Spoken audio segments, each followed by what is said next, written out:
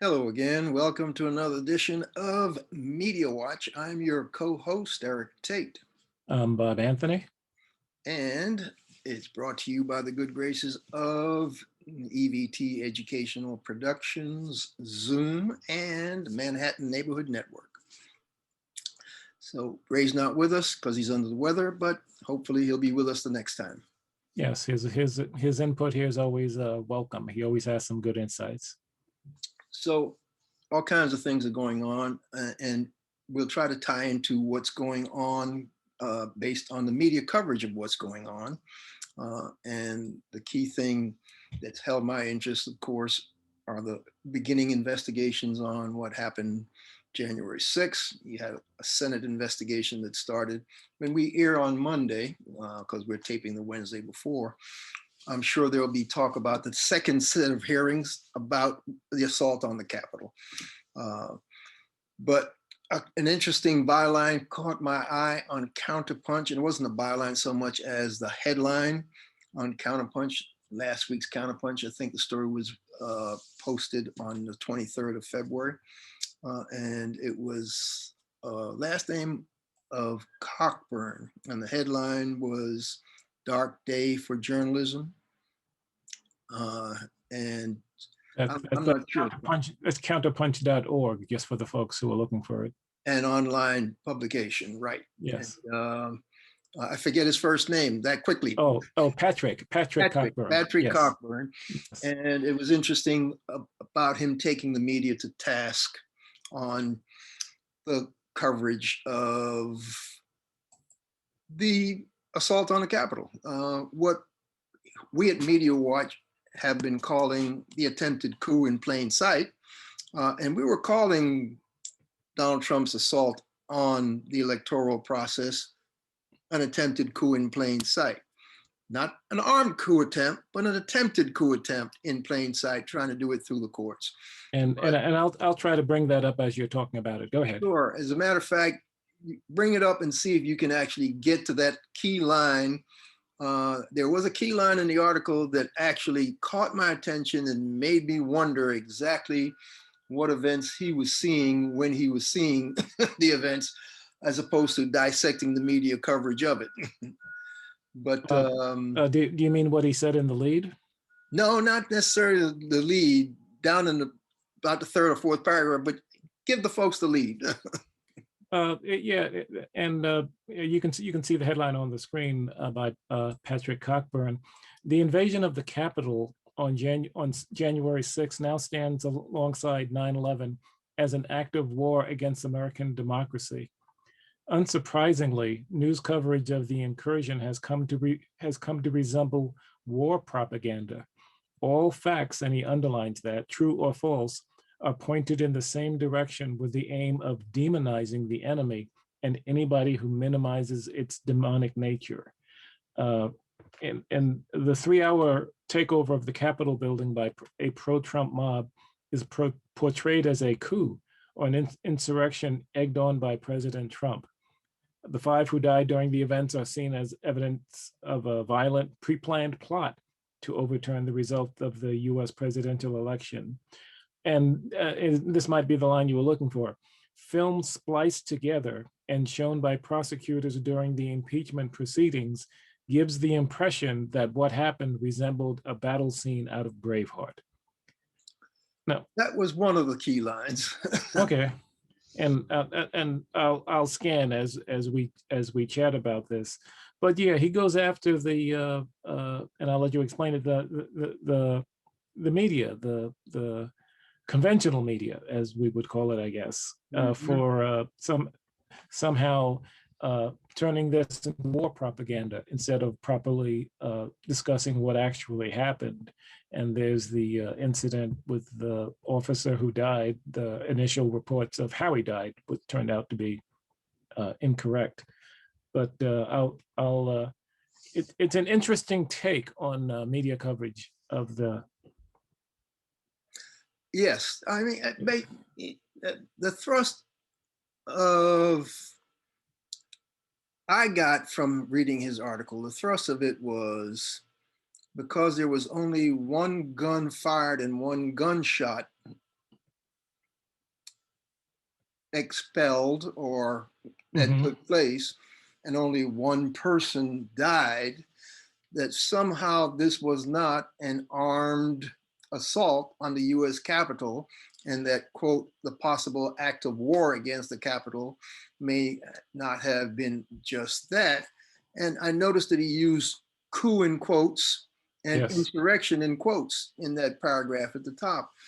And to get back to what I started to say initially, we understood at Media Watch that Donald Trump, indeed, as we called him, was a fascistic would-be autocrat from the day he came down the escalator, and we called him out as such from day one.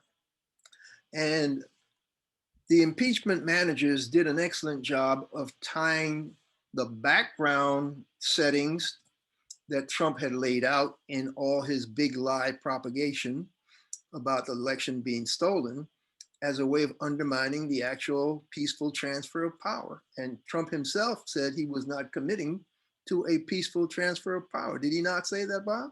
They asked him over and over again if he would assist the incoming president, and he would either brush off the question or flat out say that he wasn't going to get any help from him. Yeah. Yeah, Yeah. So was a terrible look.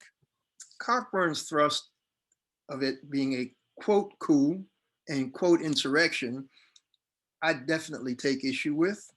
And the fact that he claimed, and actually he's correct, things were edited in that presentation to show the effect of Trump's words and the audience's reaction. And a number of people had done it before the House managers did. I believe, I don't want to call the wrong website.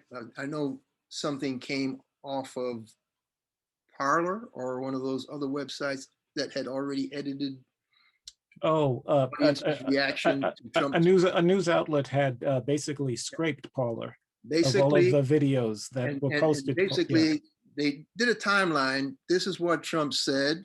Was that ProPublica, maybe? Could have been ProPublica. Like I said, I don't want to pull it off the top of my head. Exactly. But they did a timeline with this is what he said when he said it, and this was the audience's reaction. A pretty decent. They weren't factually manipulating the timeline. They were just showing you he said this, they reacted this way. He said this, they reacted that way. And then they showed you the results. They went into what actually happened at the Capitol, and you could see people using poles and sticks and baseball bats and stuff. So my question for Cockburn is a metal pole used to stab, jab, poke, almost degouge a policeman's eye not an armed assault or an armed attack? What do you think, Bob?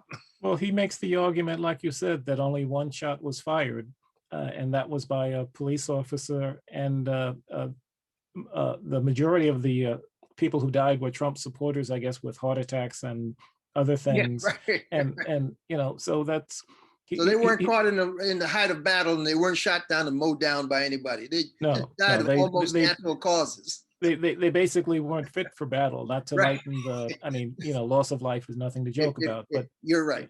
It wasn't loss of life in a warfare or in a battle. Yes. And it was almost accidental loss of life. Yes. But he makes the argument that somehow the media is over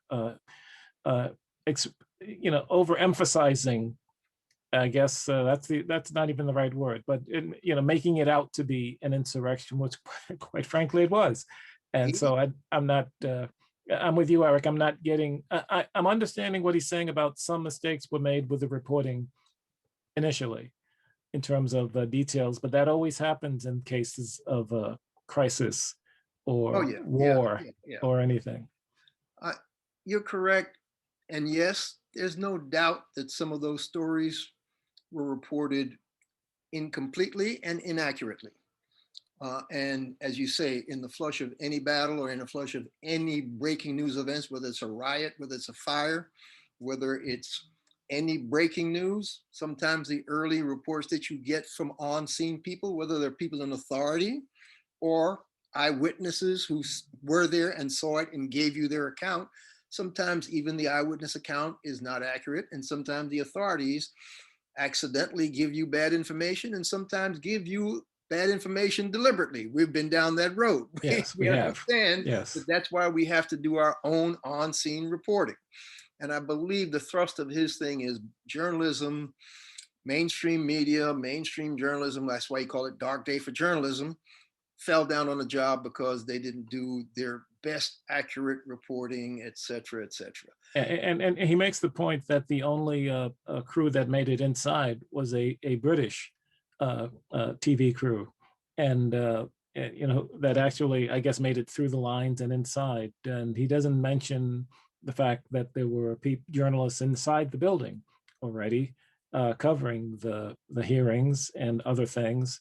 And quite frankly, I saw the network news people on the scene. They weren't going in. That was way too dangerous, especially after they saw what the crowd did to the AP equipment. Exactly right. The AP So equipment was left unattended. I'm basically 99% sure because the AP reporters, journalists, cameramen, whomever was going to use that stuff realized that they were going to be under assault by Trump's mob. And so they said, no, we're going to get the heck out of here before something happens to us. yeah, they had no opportunity to pack up and leave. They were not given that option by the crowd. So it's interesting that he's faulting mainstream media, TV companies, news organizations for not being in that crowd, that melee, that assault that the British crew managed to get into. And his assumption is it must not have been, I'm reading that this has been that bad that a British crew could get in there and film the stuff. And I'm asking myself, well, did he not see some of the body camera footage? Did he not see some of the external footage shot by media that were outside watching these police officers being assaulted with metal poles, being beaten, being whatever? Who was it? The female Capitol Police officer, black female, who testified at Yeah, the hearings last week. that was yeah, that was heartrending. But go ahead. She talked about almost getting her arm broken, getting chemical sprays in the height of the melee, and joining that defense line that she had to retreat to when the mob started to assault, but standing her ground with her fellow officers, even though she was not equipped with tactical riot gear to be there. And so what he seems to be implying that because nobody except one police officer fired a gun, that was not an armed assault on the Capitol. That's what I got out of his thrust of the events that happened. And his takeaway was mainstream media is terribly biased, and he did use the term fake news, didn't he? Yes, he did. He did throw that term in there. Coverage of what happened and in their subsequent reporting, he's implying, actually stating that they have fallen into the propaganda trap, that they're now spreading propaganda. I'm not happy with that take on it at all, based on what I saw from the House manager's presentation and what that body camera had to say, and just that one testimony by that one police officer, that black female. And I'd like to circle back around to that later, but I want to actually piggyback on his critique of mainstream media from the other side of the coin. He's saying that they were really bad about calling this properly. And I'm saying, and we can go back over the history or try to recap some of it, that they were extremely bad with Donald Trump from day one. And that's from the time he came down the escalator, spouting all that crap about rapists and murderers and not sending their best people, et cetera, et cetera. And nobody really had high umbrage when that happened. It's amazing to me that during the course of, our good colleague and resource person, Pearl Duncan, said to us while we were doing Media Watch over the years, why are they giving this man all this free airtime when he was a candidate in the Republican primary? Tell our people, Bob, what happens when Donald Trump didn't show up at a rally? Where were those cameras? They were still there. They were still there at his crowd, right? They were pointed at a chair or a podium, and every so often they would pan to the crowd, and you know, this is bumping whatever else they were supposed to be airing at that moment. Right. And so it created the anticipation like he was going to say something momentous, the fact that they Yes. were waiting so long. He's just a candidate. Yes. And that started in the Republican primary. And we just had this discussion before we went on air. He was, I hate to say it, just so damn entertaining. Yeah, people will call it entertaining. What I call it is eyeball grabbing. What I call it is rating grabbing. And yes, there were enough people who understood, and Pearl was one of them. We did too, but we just weren't going down that road at the time like we should have. That basically they loved putting that guy on the air because it was great for their ratings. And so basically they were complicit in letting this guy come to power. They're blaming Fox News as the be all and end all. Now we're blaming OAN and Newsmax and Fox. But mainstream media, as Pearl was saying, and as we knew and acknowledged to her when she would bring it to our attention, that this guy rode his publicity hounding, apprentice, whatever media personality on their airways because he was good for their ratings. And guess what? Print media goes exactly where the eyeballs will be. So print wasn't immune. Yeah, right. Print was in no way immune from that. And unfortunately, as you said, you know, you and I didn't, you know, come up to speed for a while. You know, Pearl Duncan, you know, was letting us know at that point. And it took, I hate to say it, but Trump changed coverage, changed journalism in his 4 years, changed the way we had to assess the presidency. I'll never forget the different moments I've seen. Brian Williams, you know, he's had his own challenges as a network anchor, but Trump was on one of his spiels about fake news and the virus and stolen elections and other things. And Trump got cut off. And Brian Williams looked at the TV camera looking as glum as I've ever seen him. And he says, and here we are again. But you know, Bob, that we have to cut him off. 2020, right? That's Not what I'm saying. Yes. Now, it took until the next cycle for us to catch up. It's now people keep saying you're not supposed to blow your own horn, but we know that on Media Watch, from the time that guy came down the escalator, we called him a racist, xenophobic, whatever. I don't think we even use the word pig, but we use racism, xenophobia, and a bunch of other things. When he started bowing and scraping to Putin, even in the primaries, we called him a Russian asset or a Manchurian candidate. This is 2016, 2017. We are labeling this man. Then, even as he's getting into the nomination and he's running against Hillary, we're talking about the fact that he's still getting all this free coverage, but we're not focusing on that. We're focusing on the fact that this guy is basically a chauvinistic would-be autocrat who basically had no sense of what decorum, democracy, and political discourse was all about. And those were the milder things we said about him. No, he had no connection to simple common decency, and I don't mind saying again, and I remember saying on this show, and obviously I was wrong, that he was going to be, when I heard the speech he made after he came down the escalator at Trump Tower, I said that he was going to be the first candidate to open and close his campaign on the same day, because what he said was so out of whack. I figured the nation would turn its back on him and that would be the last we heard of Trump. So I thoroughly underestimated that moment. Yeah, that You was know, just early on though, because I remember as he got rolling and started knocking off all the other candidates and his racism still kept coming to the forefront, we and you yourself were actually talking about the fact that this guy could be dangerous, that this guy was harking back to the father Coughlins. I remember we even talked about Coughlin on one of the show.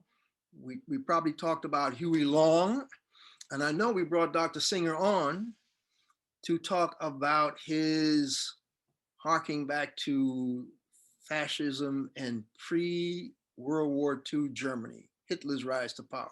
We did more than one show yes. about that back then.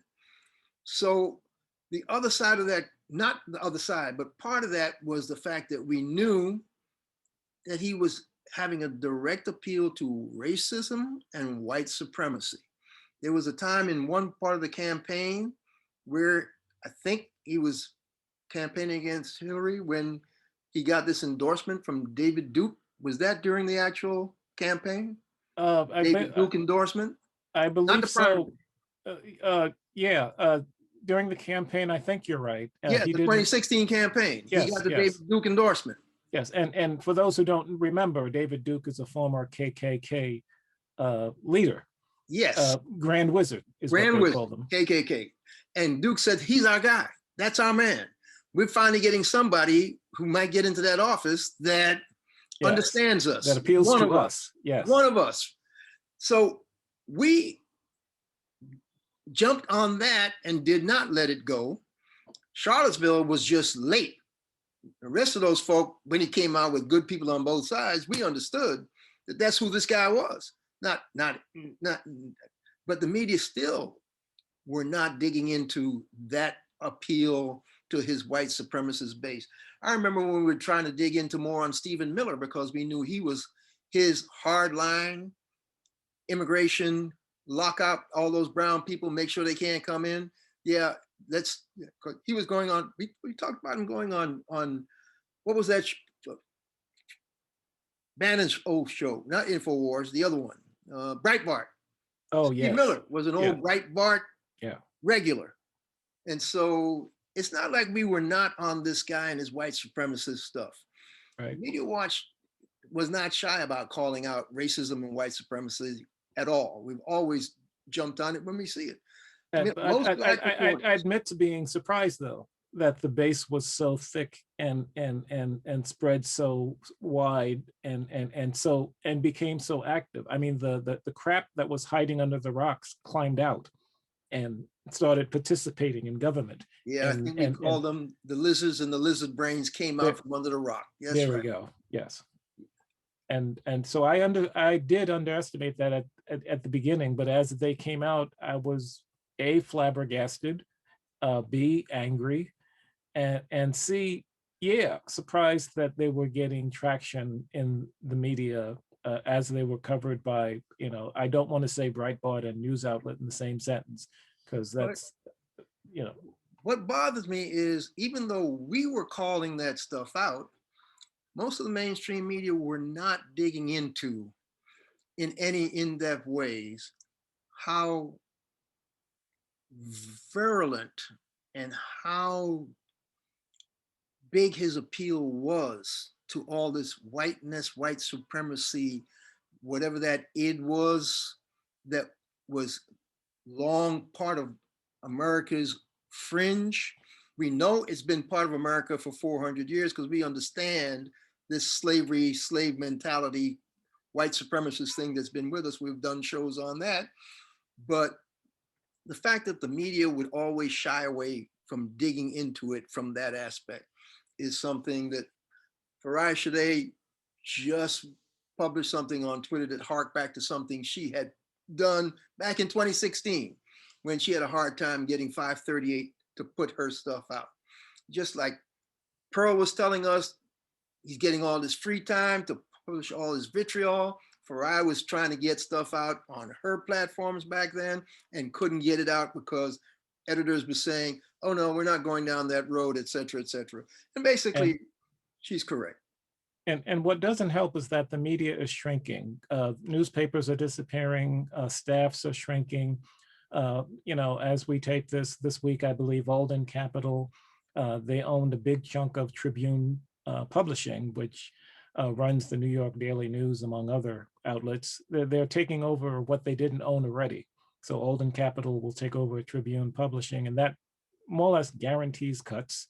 The Daily News doesn't even have a newsroom at the moment.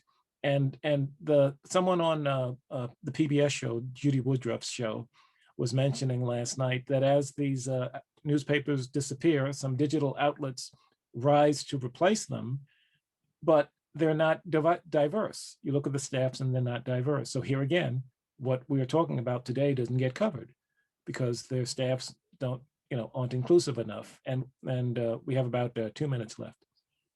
Yeah. Quickly, folks, Alden Capital basically is just another hedge fund. Basically, what you're getting is the 1% that already owns the capital of this country and the globe. They're now buying up all these media platforms, all these newspaper outlets that used to be independent, used to be family-owned businesses that you could count on to actually try to give you unbiased news, even if there weren't a diverse staff. They would at least try to do decent journalism, and the few people of color that they had, they might listen to and do some of those stories. Well, if the 1%ers own the newspapers, folks, you're not going to be getting much diverse broadcasting, much diverse newspaper reporting, much diverse anything when the 1%, because guess what? The 1% are all predominantly white males. I can say that without fear of contradiction. No, it does not bode well. It just does not. I mean, when you have a newspaper in one town and the copy editors in another, and then maybe no newsroom in between, it doesn't bode well for anything. Oh, and look, we have about 30 seconds. One of those newsrooms wrote a scathing editorial report against their owners based on the fact that they knew that this was going to be bad for journalism. We're going to get back to the Senate hearings because they're going to be ongoing. So the next show we'll be digging into another aspect of that. All I can say is stay tuned. This has been Media Watch. I'm your co-host, Eric Tait. I'm Bob Anthony. Catch up to us on Twitter and YouTube at Media Watch EVT. And we'll catch you the next time. Stay safe in the time of COVID. Wear double masks and be careful.